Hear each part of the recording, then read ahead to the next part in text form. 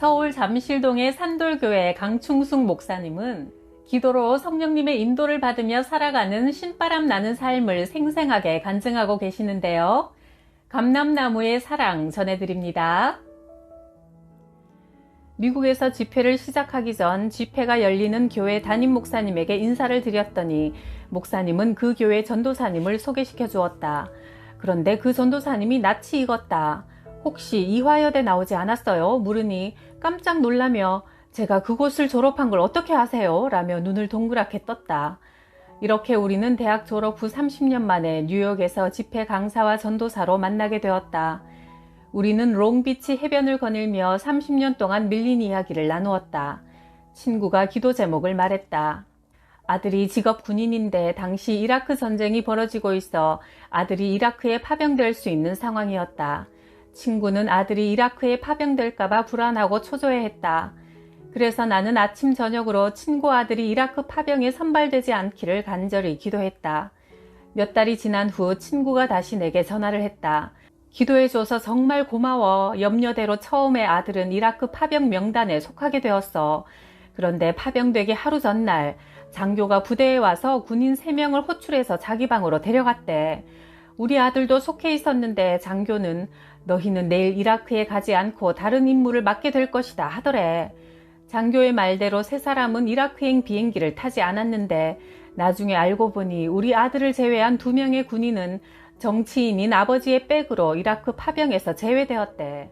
그런데 우리 아들이 속했던 부대 전원이 이라크에서 사망하는 참혹한 사건이 벌어지고 말았어. 친구의 아들은 왜 자기가 이라크에 파병되지 않았는지 이해가 되지 않았다. 인간적으로 힘이 되어줄 아무런 배경도 인맥도 돈도 없었으나 기도하는 어머니 덕분에 하나님 아버지의 크고 위대한 백으로 사망의 길에서 생명의 길로 인도함 받은 것이다. 그는 자신은 하나님 도우심으로 목숨을 건졌지만 이라크에서 전사한 동료들을 생각하면서 오랫동안 괴로워했다. 그러나 자신이 다 헤아리지 못하는 하나님의 뜻이 있으리라 생각하며 남은 군복무 기간을 무사히 마쳤다. 친구는 하나님의 은혜에 감사해 선교사가 되어 미전도 지역에 들어가 복음을 전하는 데 남은 인생을 바치고 있다. 병원 전도팀과 함께 서울 시내 한 병원에서 환자들에게 전도지를 나눠주었다. 6인용 병실에 입원해 있던 한 할아버지는 우리가 병실에 들어가서 환자들에게 전도지를 나눠줄 때마다 무서운 얼굴로 소리를 지르며 받은 전도지를 그 자리에서 쫙쫙 찢어버렸다. 우리는 할아버지의 마음이 변하고 치유의 기적이 일어나기를 기도했지만 할아버지가 전도지를 찢어 쓰레기통에 버리는 일은 1년이나 지속되었다. 할아버지와 같은 병실을 쓰는 환자 중에 척추 디스크로 고통받는 50대 아주머니가 있었다. 그녀는 불교 신자였지만 전도지를 받으면 버리지 않고 꼼꼼히 읽었다. 어느 날 그녀가 전도지를 받아 읽던 중 갑자기 몸에서 뚝뚝뚝 척추 맞춰지는 소리가 났다.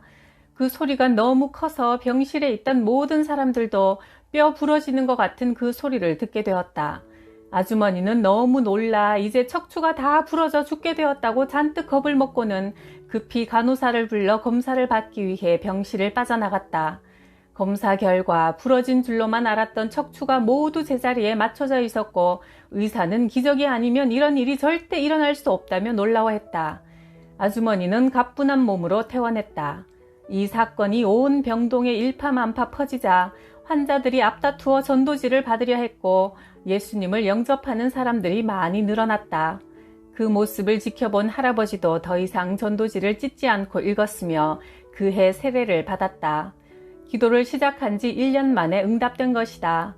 우리가 기도하면서 응답을 기다리는 시간이 길어지면 종종 하나님께 절망할 때가 있다. 하지만 하나님의 신실하심을 끝까지 신뢰하고 꾸준히 기도하자.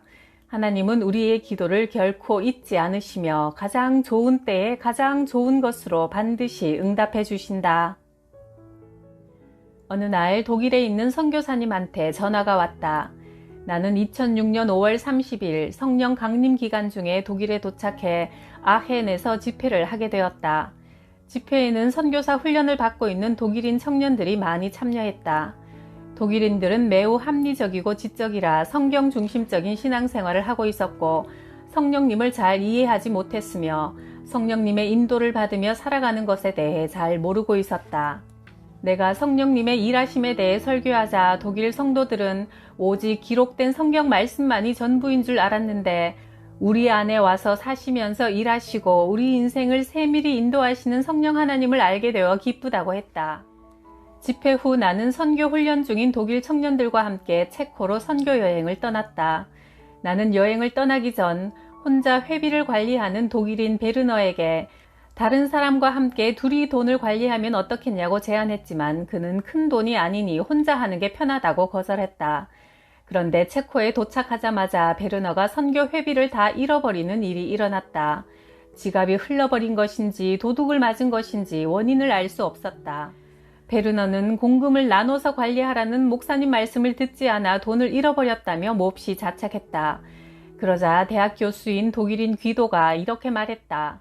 사실 제가 이번 집회 때 성령님을 새롭게 알게 된 것이 너무 행복하고 좋아서 감사 헌금을 내려고 작정했지만 막상 헌금할 때 아까운 생각이 들어 생각했던 액수만큼 하지 못했습니다. 베르너가 나 때문에 돈을 잃어버리게 된 것이니 독일에 돌아가면 내가 처음에 생각했던 액수를 감사 헌금으로 내겠습니다. 이렇게 각자 회개한 내용을 가지고 은혜롭게 이야기를 나누고 있을 때 내 친구 부부가 우리 숙소로 찾아왔다. 친구는 지갑을 잃어버려 금식해야 할 뻔한 우리에게 2끼나 밥을 사주었고 우리는 돈 잃어버린 것을 그들에게 이야기하지 않았는데 떠나면서 베르너에게 봉투 하나를 건네주었다. 봉투를 열어 금액을 확인한 베르너는 깜짝 놀랐다. 그가 잃어버린 금액과 정확하게 똑같았기 때문이다. 귀도는 독일로 돌아가 체코에서 약속했던 감사 헌금을 냈다. 그런데 며칠 후 감사 헌금한 금액의 10배나 되는 금액을 정부에서 받게 되는 놀라운 사건이 일어났다. 우리가 회개하고 감사하며 살아갈 때 하나님은 영적으로나 물적으로나 우리에게 복 주시기를 기뻐하신다는 사실을 나는 독일에서 독일인 성도들을 통해 다시 한번 확인할 수 있었다. 어느 날 기도하던 중 빨리 파리로 가라는 하나님의 말씀을 들었다. 제가 왜 그곳에 가야 합니까? 묻자 나의 백성인 젊은이들이 힘들어서 숨을 제대로 쉬지 못하고 있다. 그러니 가서 도와주고 오너라 하셨다. 프랑스에 아는 사람이 전혀 없어 나는 하나님의 말씀을 붙들고 기도하며 때를 기다렸다. 그러던 어느 날 프랑스에서 전화 한 통을 받았다. 예전에 상담해 주었던 민선이가 프랑스에 유학을 가 있었고 그녀의 소개로 한국인 선교사님이 내게 전화했다. 목사님, 프랑스 한인교회에 집회를 잡아 놓을 테니 오십시오. 2007년 7월 나는 프랑스에 도착했다. 집회하는 동안 제자인 민선이의 집에서 머물렀다. 월요일부터 파리 한인 침례교회에서 집회가 시작되자 젊은 청년들이 주로 참석했다. 내가 기도하여 응답받는 삶에 대해 설교하자 첫날부터 유학생들의 닫힌 마음 문이 열리기 시작했다. 그들은 예배가 끝난 후에도 집에 돌아가지 않고 나를 기다렸다가 차례로 악수를 나눌 때 이구동성으로 말했다. 목사님, 그동안 가슴이 답답했는데 이제 나도 기도하면 되겠구나 생각하니 숨이 쉬어져요. 목사님 감사해요. 유학생들은 여러 가지 문제로 마음고생을 심하게 하고 있었다. 공부를 잘해서 자리를 잡고 있는 학생은 소수에 불과했고 대부분의 학생들은 매 학기마다 어학 실력이 부족하고 능력이 부족하여 진급에서 낙오되는 경우가 많아 마음이 시커멓게 타들어가고 있었다. 확실치 않은 미래와 뒷바라지하느라 고생하는 부모님을 생각하면 앞이 캄캄하기만 했다. 혼자 고민하다 속으로 병이 나 나중에는 숨쉬는 것조차 힘들어했다. 이런 유학생들의 마음을 한국에 있는 부모님들은 전혀 모르고 있었지만 하늘에 계신 하나님 아버지께서 속속들이 아시고 그들의 힘든 마음을 위로하고 치유하기 위해 집회를 열어주신 것이다. 이런 하나님의 사랑은 병든 젊은이들에게 용기를 불어넣어 주었고 이 집회가 성공적으로 끝나자 한인교회는 더욱 부흥하게 되었다. 내가 한국에 돌아온 얼마 후 제자인 민선이가 프랑스에서 전화를 해왔다. 가깝게 지내는 선배 소영이가 마지막 학기 등록금이 없어 고민 중이라며 기도해달라고 부탁했다. 내가 소영이의 학비를 보내주었더니 그해 겨울 내 생일에 맞춰 프랑스에서 CD 한 장이 날아왔다. 성악을 전공하는 소영이가 감사의 표시로 찬송가를 직접 불러 녹음한 것인데 실력과 정성이 어우러져 듣기에 참 좋았다. 몇 년이 흘러 프랑스에서 공부를 마친 소영이는 프랑스에서 일자리를 찾아야 할지 한국으로 돌아와야 할지 진로에 대한 기도 부탁을 해왔다. 내가 소영이의 진로를 위해 기도하던 중 서울의 한 대학에서 음대 학과장을 하고 있던 내 친구가 전화를 했다. 학교에 강사 자리가 하나 나서 공고를 냈는데 혹시 주변에 성악을 전공한 사람이 있는지 내게 물었다. 나는 마침 기도하고 있던 소영이 이야기를 하며 프랑스에서 한국까지 당장 와서 오디션 보기는 어려운 상황이니 CD를 한번 들어보라고 부탁했다. 친구는 교수 생활 20년 동안 CD로 오디션 본 적은 한 번도 없었다며 매우 당황해했지만 한번 들어나 보겠으니 보내달라고 했다. 나는 소영이에게 선물 받은 CD를 보내주었다. 나는 하나님의 사람은 찬송가 CD로도 음악대학 오디션을 볼 수 있구나 감탄했다. CD 오디션으로 1차 합격한 소영이는 그 후 한국에 잠깐 들어와 직접 2차 오디션을 보았고 결국 친구의 대학의 강사로 뽑히게 되었다. 소영이는 진로를 위한 기도에 멋지게 응답해 주신 하나님께 감사하는 마음으로 선교 중창단을 만들어 병원, 양로원 등을 찾아다니며 봉사했다. 교회에서는 성가대 지휘를 맡아 열심히 헌신하자 그녀가 부르는 찬양을 통해 환자들이 치유되는 기적이 많이 일어났다. 어느 남자 집사가 상담을 하러 왔다. 좋은 대학교를 졸업하고 대기업에 다니고 있었지만 그는 스스로 만족감이 없었다. 친구들 대부분이 해외 유학을 갔다 와서 자신보다 더 높은 직급에서 일하는 것에 민감하게 반응했기 때문이다. 그는 한 가정의 가장임에도 불구하고 잘 다니던 회사에 사표를 던지고 유학 준비를 시작했다. 내가 그를 위해 기도하자 하나님은 그의 유학길을 열어놓지 않았으며 한국에서 계속 회사를 다녀야 한다는 말씀을 주셨다. 그러나 그는 순종하려 하지 않았고 결국 자기 뜻대로 유학 준비를 계속했다. 6개월 후 그가 다시 교회로 찾아왔다. 부쩍 수척해 보이는 그가 힘없이 자신의 근황을 이야기했다. 영어 점수가 오르지 않아 유학 원서도 쓸 수 없는 상황이고 회사를 그만둔 뒤 벌이가 없이 계속 지출만 있다 보니 생활이 어려워 가족 모두 부모님 집에 들어가 살기 시작했고 남동생의 수입에 의존하고 있는 상태라 했다. 처지가 더욱 곤란해진 그를 위해 간절히 기도하니 하나님은 6개월 전과 똑같이 유학을 포기하고 한국에서 취업하는 게 좋다는 응답을 주셨다. 나는 그에게 가고 싶은 회사 목록을 적어달라고 했다. 그는 7개를 적어주었고 그 목록을 놓고 기도할 때마다 유독 한 회사에 마음이 갔다. 나는 그에게 하나님께서 그 회사를 준비해 두신 것 같으니 그곳에 지원해 보라고 권했다. 그러자 그는 마침 그곳에서 함께 일하자는 제안을 받았지만 그곳에 근무하는 한 부장과는 함께 일하고 싶지 않다며 싫다고 했다. 그리고 그는 자기 마음이 원하는 대로 그 회사를 제외한 나머지 6개 회사에 취업 원서를 냈지만 결과는 낙방이었다. 그렇게 1년의 시간을 보낸 후 그제야 그는 마음을 돌리고 하나님이 말씀하신 그 회사에 원서를 냈으며 채용되었다. 그가 입사한 2달 후 그가 싫어하던 부장이 그 회사에서 해직되었고 후임으로 온 새로운 부장과 호흡을 잘 맞추어 즐겁게 일하게 되었다. 게다가 회사에서 미국으로 연수를 보내주어 좋은 경험을 두루 할 수 있었다. 막상 미국에 가서 생각해보니 유학이 그의 인생에 꼭 필요했던 것은 아니란 걸 깨달았단다. 만약 자신이 끝까지 고집을 부려 유학을 갔다면 지출만 크게 늘어 어려움을 겪게 되었을 거라며 하나님께서 유학을 막고 이 회사에 보내주셔서 감사하다고 환하게 웃었다. 우리 생각에 맞지 않을지라도 하나님의 뜻에 순종할 때 가장 좋은 선물을 받아 누릴 수 있다. 내가 이화여대를 졸업하고 늦게 서울 장로회 신학대학교를 다닐 때 기도하는 중 교회를 세우라는 하나님의 말씀을 들었다. 며칠 동안 이 문제를 놓고 기도하던 중 교회 이름을 산돌이라고 하여라는 하나님의 음성을 또 듣게 되었다. 아, 산돌교회라. 살아 역사하시는 예수님의 교회. 하나님께서 주신 이 이름이 무척 감동적이었다. 주님, 저는 돈도 없고 사람도 없으니 주님께서 직접 교회를 지을 수 있도록 장소를 주십시오 기도했다. 며칠 후 어느 집사님이 자신의 친구가 심각하게 아프니 예배 인도를 해달라고 부탁하여 병원으로 향하는 차 안에서 서로의 근황에 대해 이야기를 나누다가 교회를 세우기 위해 기도 중이라고 했다.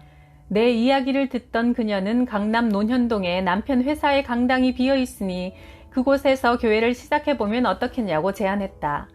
이렇게 산돌교회는 한 집사님의 도움으로 창립되어 초창기 4년 동안은 무료로 강당을 빌려 논현동에서 목회할 수 있었다.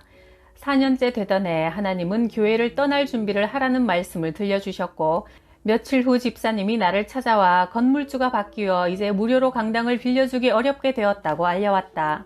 서울에서 교회 자리 찾는 것은 결코 쉬운 일이 아니었지만 기도 중 하나님은 앞으로 너에게 물고기 떼처럼 사람들을 보내줄 테니 큰 곳으로 찾아보라고 말씀하셨다. 그러던 어느 날 부동산으로부터 잠실에 아주 저렴하게 나온 교회가 하나 있다고 연락받았다. 한 가지 단점은 옆 사무실에서 불이 나 교회 내부가 시커멓게 그을렸지만 내가 깔끔하게 수리하였으면 건물 주인이 가격을 아주 저렴하게 해줄 거라고 했다. 하나님이 주신 장소라는 확신이 들어 계약하는 날 집주인은 말했다. 목사님 얼굴을 직접 뵈니까 인품이 좋으신 것 같아 마음에 감동이 됩니다. 깨끗하게 관리만 잘 해주신다면 임대비를 10년 전 가격으로 드리고 싶네요. 지금 시가로 따지면 2억 5천만 원 정도 되지만 10년 전 가격인 7,500만 원으로 전세를 드리겠습니다. 나는 처음에 잘못 들은 줄 알고 다시 한번 가격을 말해달라고 요청했다. 건물 주인은 다시 반복해서 자신의 생각을 명백히 이야기해 주었다. 하나님의 놀라운 은혜였다. 하나님의 교회는 하나님이 세우시고 이끌어 가심을 확인할 수 있었다. 내가 상담한 어느 남자 성도는 명문대 법학과를 졸업하고 사법고시를 준비하고 있었다. 그는 매년 고시를 볼 때마다 1차는 무난하게 통과했지만 2차에서 낙방해 주위 사람들이 안타까워했다. 시험에 실패하는 횟수가 늘어날수록 그는 법과 관련된 일을 하는 게 자신의 길이 아닐 수도 있다는 생각이 들었다. 그의 고민을 듣고 중보기도를 하던 중 하나님은 내게 판사의 모자를 보여주셨다. 나는 그의 사명이 공의로운 재판을 하는 것이라 확신할 수 있었다. 그는 하나님께서 주신 메시지에 힘을 얻고 다시 사법고시를 준비했지만 역시 2차 시험에서 낙방했다. 하나님의 때가 언제인지 물으며 그를 위해 기도할 때 하나님은 다음 시험에 꼭 응시해야 하며 그러면 합격할 것이라는 기쁜 말씀을 주셨다. 신이 난 나는 그에게 이 메시지를 전달했고 끝까지 힘내서 준비하라고 격려해 주었다. 그런데 며칠 후 그가 하얗게 질린 얼굴로 나를 찾아왔다. 최근 들어 신경성 스트레스로 심장이 안 좋아 병원에 다니고 있는데 이 상태로는 시험을 치를 수 없겠다며 긴 한숨을 내쉬었다. 나는 하나님이 시험을 보라고 하실 때 순종하면 좋은 결과가 있을 거라 권했지만 결국 그는 자신 없다며 시험을 치르지 않았다. 그 시험 이후로 고시 제도가 완전히 바뀌어 새로운 시험 형식에 맞춰 공부하는 것은 더욱 어려운 일이 되고 말았다. 결국 그는 길었던 고시생 생활을 포기하고 출판사에서 일을 시작했다. 그는 쓰라린 마음으로 기도하던 중 세속적인 걱정에 쌓여 하나님의 말씀에 순종하지 않았던 것을 깊이 회개했다. 그리고 얼마 뒤 평소 알고 지내던 교수가 중국에서 그에게 연락을 해왔다. 중국 대학교의 한국어과에서 한국의 법을 가르칠 교수를 모집하고 있다고 했다. 그는 하나님이 주시는 제2의 기회라는 생각에 바로 응시했고 합격하여 2009년 9월 가을 학기부터 중국 대학교에서 법학을 가르치기 시작했다. 그는 비록 하나님께서 준비하셨던 첫 번째 축복을 받지는 못했지만 그가 철저히 회개했을 때 하나님은 그의 인생에 깊이 개입하셔서 제2의 길을 열어주셨다. 하나님은 평생 법을 공부한 그가 법과 무관한 일을 하며 속상해하는 마음을 아시고 그가 상상하지도 못한 곳에서 법과 관련된 일을 할 수 있는 새로운 기회를 주신 것이다. 우리가 비록 불순종했을지라도 회개할 때 하나님은 또 다른 새롭고 좋은 플랜 B를 주시는 분이다.